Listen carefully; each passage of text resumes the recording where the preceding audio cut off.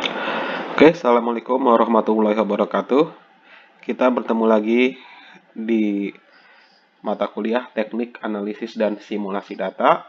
Materi kita kali ini adalah Markov Chain Monte Carlo Gibbs Sampling, khususnya untuk algoritma Gibbs Sampling. Oke, di video sebelumnya kita sudah membahas tentang Markov Chain Monte Carlo. Kita sudah tahu bahwa Markov Chain Monte Carlo sebetulnya adalah suatu teknik pembangkitan bilangan random berdistribusi tertentu dengan berdasarkan kepada Markov Chain, ya, menggunakan prinsip Markov Chain atau Markov Process di dalamnya, di mana pembangkitan suatu sampel akan bergantung kepada sampel sebelumnya. Nah, kita juga sudah tahu bahwa salah satu manfaat dari MCMC adalah digunakan dalam analisis Bayesian, yaitu untuk melakukan pembangkitan sampel pada distribusi posterior. Oke, karena jika likelihood dan priornya berdistribusi sederhana, maka posterior bisa dengan mudah kita mensimulasikannya.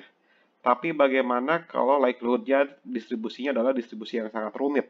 Sehingga di sini posteriornya sangat sulit untuk digambarkan melalui sebuah fungsi. Maka di sini kita manfaatkan MCMC ini. Dan salah satu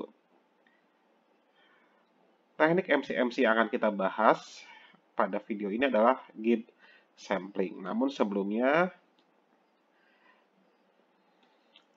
kita lihat dulu. Kita ingat kembali langkah-langkah di dalam MCMC. Oke, di dalam MCMC, langkah pertama adalah bagian Monte Carlo-nya, yaitu membangkitkan bilangan acak. Ya. Kemudian dari bilangan acak yang telah dibangkitkan, ya, kita membangkitkan bilangan acak tersebut dengan menggunakan prinsip Markov Chain, atau bilangan acak yang dibangkitkan akan mempengaruhi bilangan acak yang dibangkitkan berikutnya. Ya. Nah, ini adalah disebut sebagai bagian Markov Chain-nya.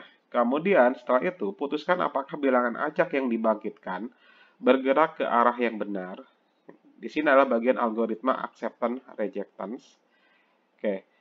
Dalam MCMC ada dua algoritma yang paling dikenal secara paling umum, yaitu Metropolis Hastings dan Gibbs Sampling. Kemudian terakhir adalah periksa konvergensinya, tentukan kapan data telah konvergen ke suatu distribusi yang logis. Nah, bilangan acak setelah konvergen inilah menjadi hasil simulasi dari distribusi posterior tersebut. Nah, Gibbs Sampling, salah satu teknik dari MCMC, Gibbs Sampling disebut juga sebagai Alternating Conditional Sampling, merupakan algoritma Markov Chain Monte Carlo untuk data berdimensi tinggi. Meskipun, ya bisa saja digunakan untuk data berdimensi rendah, tapi kelebihan dari Gibbs Sampling adalah untuk data berdimensi tinggi. Gibbs Sampling adalah cara yang efisien untuk mengurangi masalah multidimensi menjadi masalah dimensi yang lebih rendah. Ya, dalam arti, kalau data kita berdimensi tinggi, maka akan muncul berbagai masalah kalau kita lakukan proses pada data yang berdimensi tinggi tersebut. Sehingga di sini, Gibbs Sampling akan memecah permasalahan ke dalam dimensi-dimensi yang lebih rendah. Metode ini menggunakan densitas posterior setiap parameter yang bersyarat pada parameter lainnya.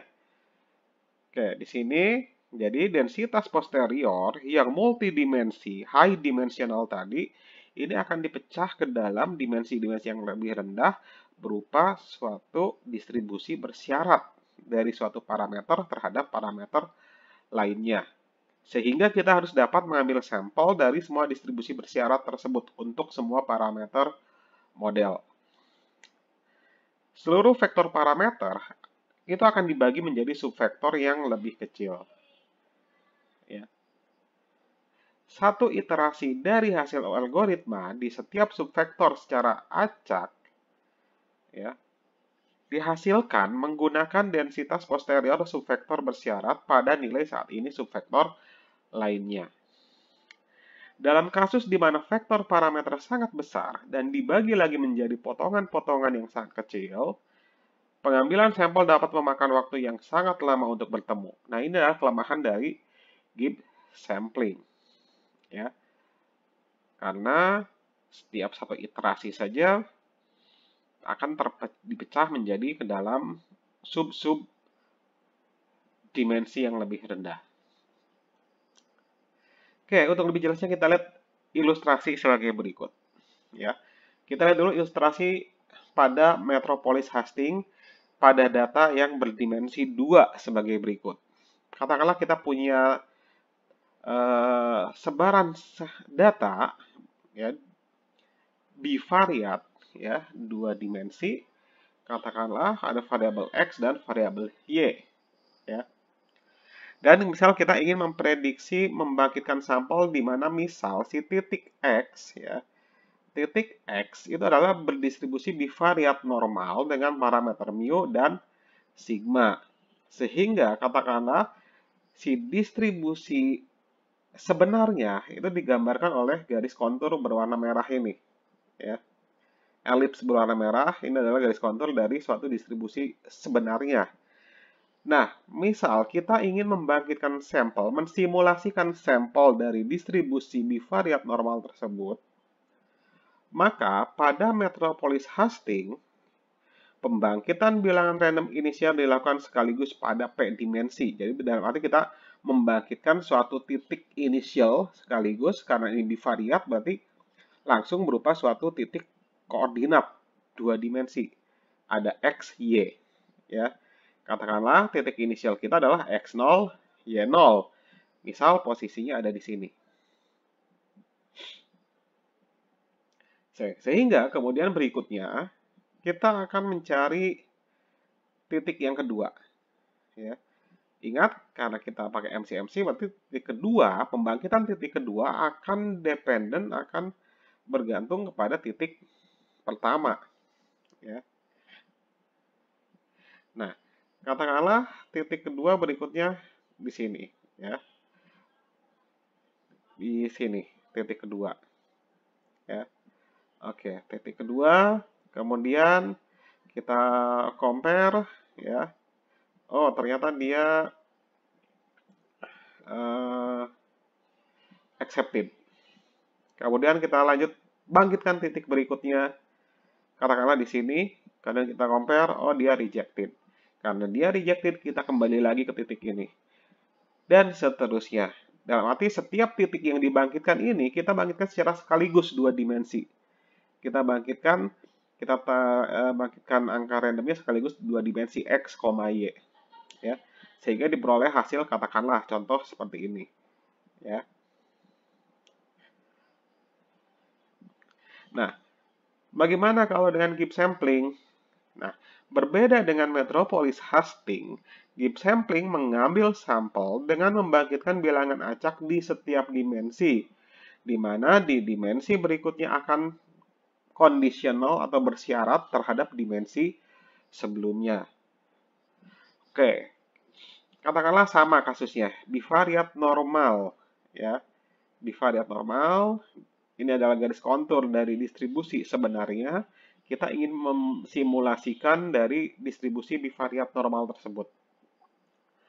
Berarti kita mulai dengan titik inisial. Katakanlah titik inisial kita mulai dari suatu titik 0, 0. Di sini. Oke. Nah, di sini titik awal kita tentukan 0, 0. Maka untuk melanjutkan titik berikutnya kita tidak bisa membangkitkan sekaligus titik X, Y. Maka kita akan bangkitkan per dimensinya. Jadi, untuk titik yang kedua, titik X1, katakanlah X1, Y1 berarti, maka kita akan bangkitkan X1 terlebih dahulu, baru kemudian bangkitkan Y1. Di mana nanti si membangkitkan X1 yang pertama, ya, tentu dia akan kondisional terhadap si Y0. Ya. Maka iterasi pertama kita adalah mencari X1 yang kondisional terhadap Y0. Di mana tadi Y0-nya adalah sama dengan 0, kan? Sehingga jika Y0 sama dengan 0, berarti kita akan membangkitkan X1.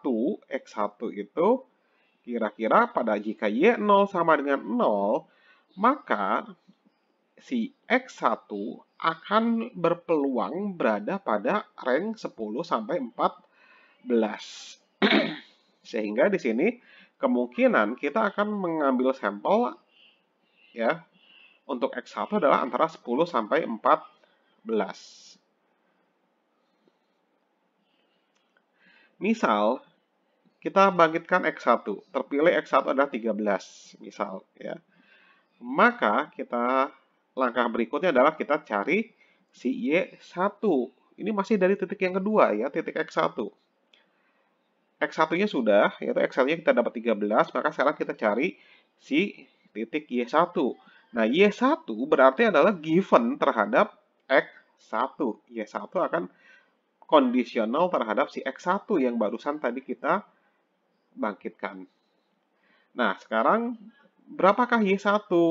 Ya, kalau kita bangkitkan, jika X1-nya adalah sama dengan 13. Nah, kita lihat conditional distribution dari Y1 given X1 itu adalah gambaran seperti ini. Ya, sehingga kalau kita pilih Y1 given X1 sama dengan 13, maka si nilai Y1 kemungkinan akan berada pada rank minus 1 sampai 6. Ya, katakanlah. Minus 1 sampai 6 atau mungkin sampai 7. Ya, nanti ya harus bisa jadi seperti itu. Ya. Katakanlah kemudian kita bangkitkan angka random yang mendistribusi Y1 given X1 sama dengan 13. Ya. Misal bilangan acak terpilih adalah 4, maka kita punya Y1 sama dengan 4. Nah, maka kita sudah dapatkan titik yang kedua, yaitu X1. X1 adalah sama dengan 13, 4. Ya, 13, 4. Lanjutkan ke iterasi berikutnya untuk membangkitkan sampel lainnya dan seterusnya. Ya. Jadi nanti lanjutkan ke titik kedua, titik ketiga, titik keempat, titik kelima, dan seterusnya. Ya, sampai titik ke N iterasi yang ditentukan. Ya. Nah, secara algoritma sederhananya bisa digambarkan seperti ini. Ya, langkah-langkah tadi. Ya, dalam give sampling. Yaitu kita tentukan titik inisial X0, Y0, kemudian untuk mencari titik kedua, kita tentukan X1 di mana X1 adalah memiliki densitas bersyarat X given Y0. Kemudian kalau kita sudah dapat X, maka kita bangkitkan Y1-nya. Di mana Y1-nya adalah memiliki densitas Y given X1. Dan seterusnya. Ya. Misalkan vektor parameter yang dicari adalah theta sama dengan theta 1 sampai dengan theta P, sehingga distribusi posterior bersama theta yang ditunjukkan dengan theta given data atau theta conditional data mungkin berdimensi tinggi dan sulit untuk membangkitkan sampel dari distribusi tersebut. Maka, untuk membangkitkan sampel, kita bisa mendefinisikan set distribusi bersyarat berikut.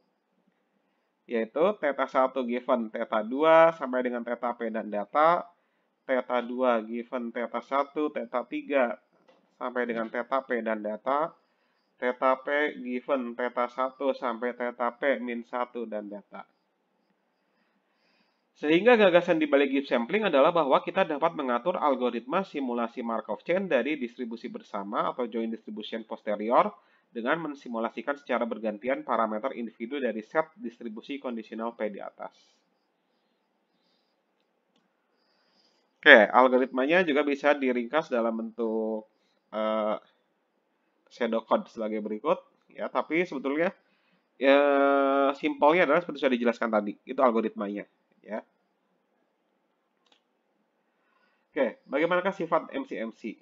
Ya, yang pertama adalah dalam MCMC, titik inisial terpilih itu kalau sebisa mungkin berada pada wilayah dengan probabilitas tinggi di bawah densitas yang diinginkan atau densitas target. Tapi ini tidak mudah, ya. Sehingga untuk mengatasi hal ini kita bisa sembarang titik sebetulnya untuk inisial. Tapi kalau misal titik awal kita terlalu jauh dari densitas target, artinya apa? Konvergensinya akan lebih lama, ya, konvergennya. Dan pasti titik-titik awal iterasi pasti itu adalah titik-titik yang mungkin masih jauh dari target. Sehingga dalam MCMC ada yang namanya burning, yaitu sekian titik awal dari hasil simulasi akan kita buang. Karena kita anggap dia masih jelek, masih jauh dari distribusi target. Ya, nanti kita akan buang. Ya, katakanlah kalau kita bangkitkan 10.000 simulasi, ya, sampel, maka katakanlah 500-nya sebagai burning. Kita akan buang 500 iterasi pertama.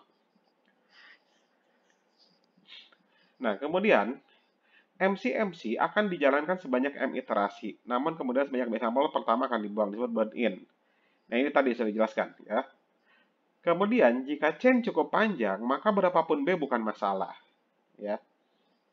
Kemudian kinerja dari suatu algoritma MCMC, yaitu seberapa cepat rata-rata sampel konvergen, mengacu kepada mixing rate-nya. Suatu algoritma dengan kinerja yang baik, maka dikatakan have good mixing atau mix well.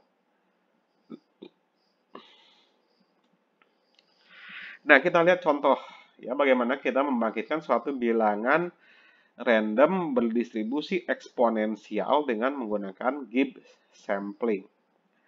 Katakanlah kita punya model eksponensial berikut, ya, yaitu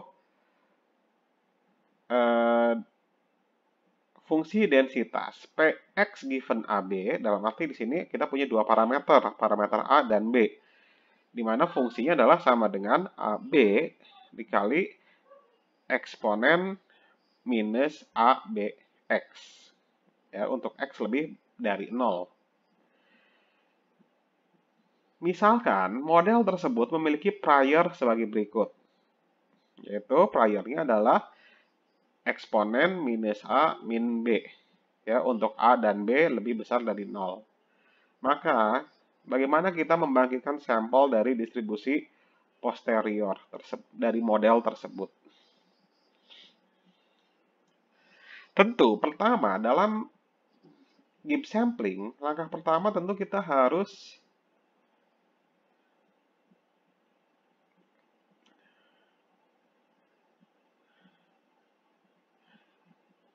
mencari distribusi posteriornya dulu, ya. Untuk apa mencari distribusi posterior? Karena nanti dari distribusi posterior kita akan cari distribusi bersyarat dari masing-masing parameter. Ya.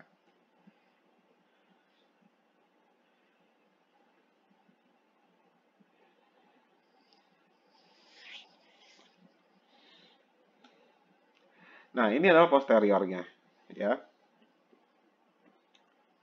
Oke, ini adalah likelihood. Kemudian di sini kita akan cari posteriornya, ya. Oke, posterior ini didapat dari mana? Ya, posterior adalah didapat dari likelihood dikali prior tentunya. Likelihoodnya kan kita sudah hitung di sini. Ya, prior tadi diketahui di sini. Sehingga posterior kita peroleh sebagai berikut, ya. Ini adalah distribusi posterior. Nah, dari distribusi posterior ini, maka kita akan cari distribusi persyarat dari setiap parameter. Karena ada dua parameter, berarti kita punya dua distribusi bersyarat. Distribusi bersyarat pertama adalah distribusi dari A given B dan data. Dan yang kedua adalah distribusi dari B given A dan data.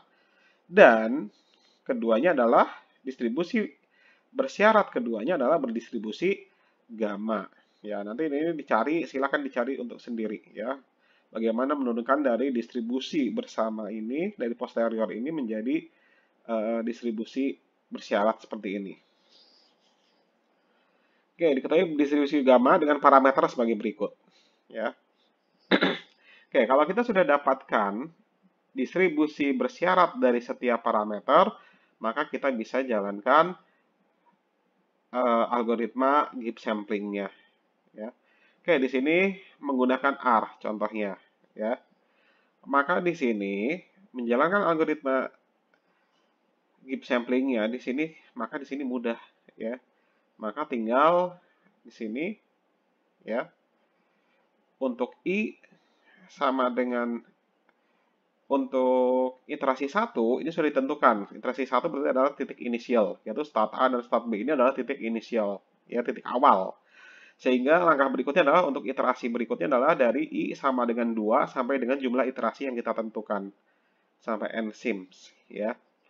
Kemudian di sini berarti kita akan bangkitkan satu persatu. Pertama kita bangkitkan A given B, kemudian berikutnya nanti kita bangkitkan B given A sebagai berikut, ya, dan seterusnya, ya, sampai dengan jumlah iterasi yang tadi ditentukan, kemudian kita return hasilnya. Sudah simple, ya. Jadi di sini Gibbs sampling itu sebenarnya yang paling challenging-nya adalah mencari distribusi bersyarat dari parameter tersebut. Kita harus tahu dulu distribusi bersyaratnya. Sedangkan untuk melakukan running dengan menggunakan R tidak terlalu sulit sebetulnya.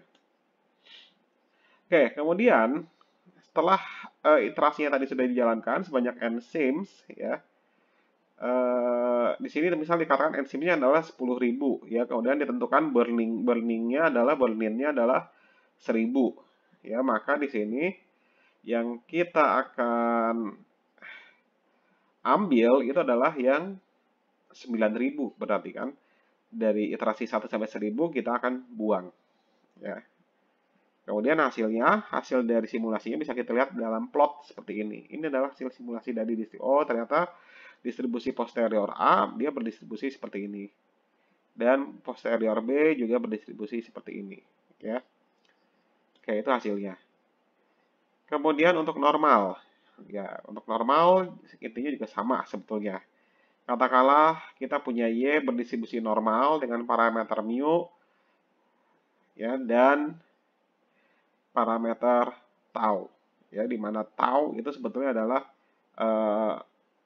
parameter presisi, ya, di mana tau sama dengan 1 per varians. Kemudian prior kita ketahui sebagai berikut.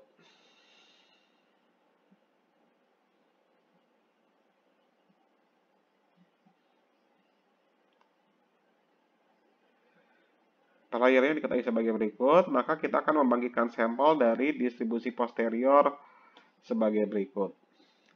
Pertama, kita harus mencari distribusi bersyarat dari setiap parameter, yaitu min, mu, dan presisi tau.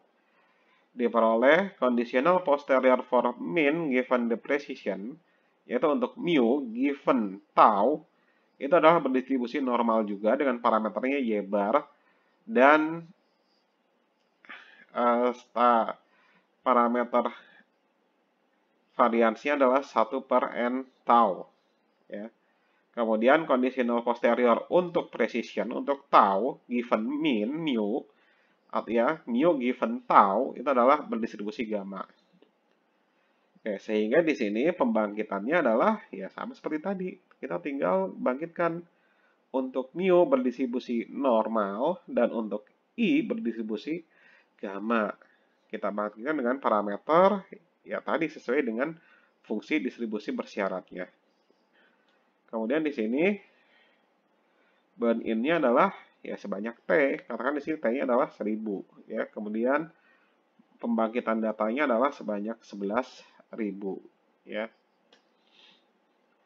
Nah, sehingga hasilnya adalah nanti seperti ini, ya. Hasil dari sebaran parameter mu, dan ini adalah hasil dari sebaran parameter dari tau, ya. Oke, jadi inilah penjelasan singkat mengenai Gibbs sampling. Demikian, terima kasih. Assalamualaikum warahmatullahi wabarakatuh.